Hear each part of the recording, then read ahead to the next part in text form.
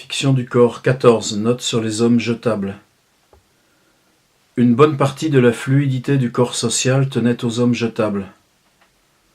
Ils étaient polis ou renfrognés, pressés ou nonchalants. On ne les caractérisait pas selon ces modes de comportement, énervés ou expansifs. Ils gardaient cette sorte de transparence prévisible. Les vêtements étaient corrects, le contenu du léger sac à dos ou du cartable prévisible aussi. On les remarquait surtout lorsqu'on traversait les bureaux d'une entreprise ou d'un service, lorsqu'on traversait la ville aux heures où se remplissent ou se vident les bureaux et les services.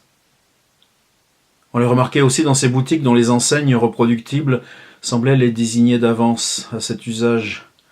Leur hygiène corporelle était remarquable. La nécessité d'entretenir leur corps, course à pied, bicyclette, salle de fitness, était cependant une contrainte vécue avec anxiété. Leur propre durée, en tant qu'hommes jetables, tenait à cette régularité.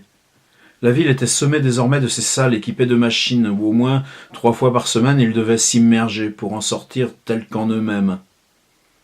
L'apport des hommes jetables avait considérablement simplifié les affaires et l'administration de la ville. On disait qu'ils n'avaient pas d'invention, mais en eux-mêmes ils étaient cette invention. Les tâches qu'on leur confiait étaient progressivement plus immenses, leur nombre aussi croissait régulièrement. Le processus restait plus ou moins secret. Ce n'était pourtant pas un grand secret.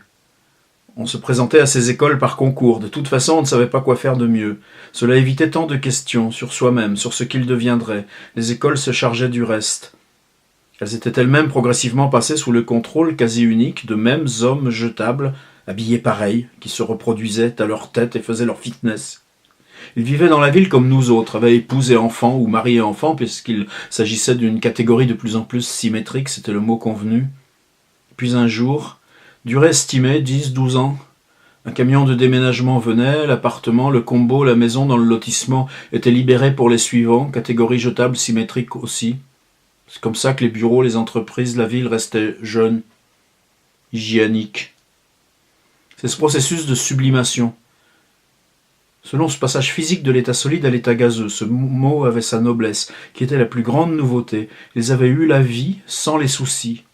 Et nous autres, qui vieillissions, qui continuions, nous sentions bien inutiles, bien usés,